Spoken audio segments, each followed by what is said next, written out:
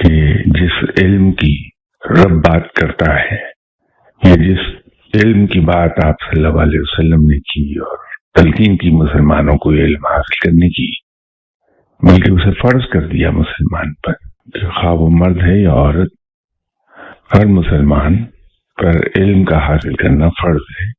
علم میں کوئی ڈفرینشیشن نہیں ہے۔ یہ تو ہم نے یہ کہہ دیا کہ صاحب یہ دینی علم ہے اور یہ دنیاوی علم ہے۔ در حقیقت علم جس سے انسان کو فائدہ ہو وہی صحیح علم ہے اور اسی کے پیچھے بھاگنا چاہیے۔ ہم علم کو یہ سمجھتے ہیں کہ یہ حصول روزگار کا ذریعہ ہے۔ علم کا اس سے کوئی تعلق نہیں۔ علم تو ہمارے اندر ویژن پیدا کرتا ہے۔ علم ہمارے مینٹل ہورائزن کو براڈن کر دیتا ہے۔ علم سے ہمیں یہ پہچان آ جاتی ہے کہ کیا اچھا اور کیا برا۔ علم ہمیں یہ سکھا دیتا ہے کہ اچھے اور برے میں تمیز کرنے کے بعد اچھے کو ایڈاپٹ کر لیا جائے، برے کو ڈراپ کر دیا جائے۔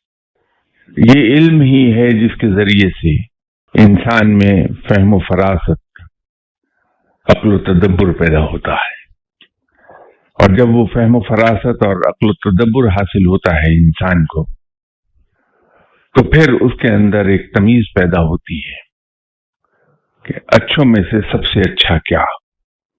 یہ ارج عقل ہی پیدا کرتی ہے۔ علم کا منبع رب تعالی ہے کہ اس نے ہی تخلیق کیا اسے، اسی نے عرش پر سے علم کی نہریں بہا دیں، اور جو علم کی نہریں بہہ نکلی ہیں عرش سے، ہم انہی نہروں سے استفادہ کرتے ہیں۔ سب سے زیادہ علم جہاں سے بات میں کر رہا تھا کہ رب تعالی کے پاس ہے، اور رب تعالی نے آپ صلی اللہ علیہ وسلم کو علم سے پوری طرح نوازا۔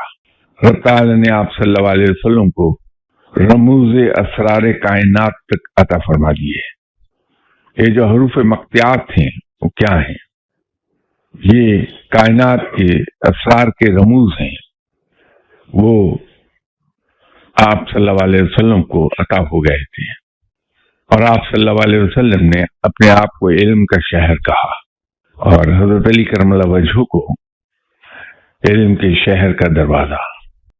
ایک دن میں ایک سوال پڑھ رہا تھا جو پیش ہوا لوگوں کے سامنے کہ 17 اونٹ ہیں اور انہیں 3 آدمیوں پر تقسیم ہونا ہے۔ ایک آدمی کا حصہ ان 17 اونٹوں میں 50% ہے، دوسرے آدمی کا اس میں شیئر جو ہے وہ 1/3 ہے، اور تیسرے آدمی کا حصہ اس میں 1/9۔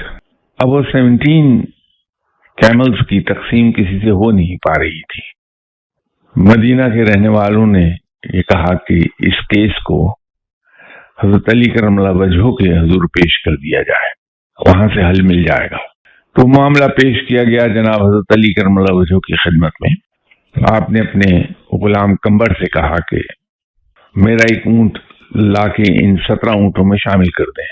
وہ ایک اونٹ وہاں آنے سے 18 ہو گئے، اس کا 18 کا 50% 9 اونٹ ہو گئے، اور 9 اونٹ اس کے حوالے کر دیے کہ آپ کے 9 اونٹ ہیں 50% شیئر 17 میں سے۔ جس کا 1/3 تھا اس کو آپ نے 6 اونٹ 1/3 کے طور پہ دے دیے۔ جس کا 1/9 شیئر تھا اس کا 18 اونٹوں میں 2 کا شیئر بنا، اپنا اونٹ واپس استبل میں بھجوا دیا۔ یہ علم ہے جو انسان کو عقل کے اس مقام تک لے جاتا ہے کہ جہاں انسان ناممکن گتھیاں بھی سلجھا دیتا ہے۔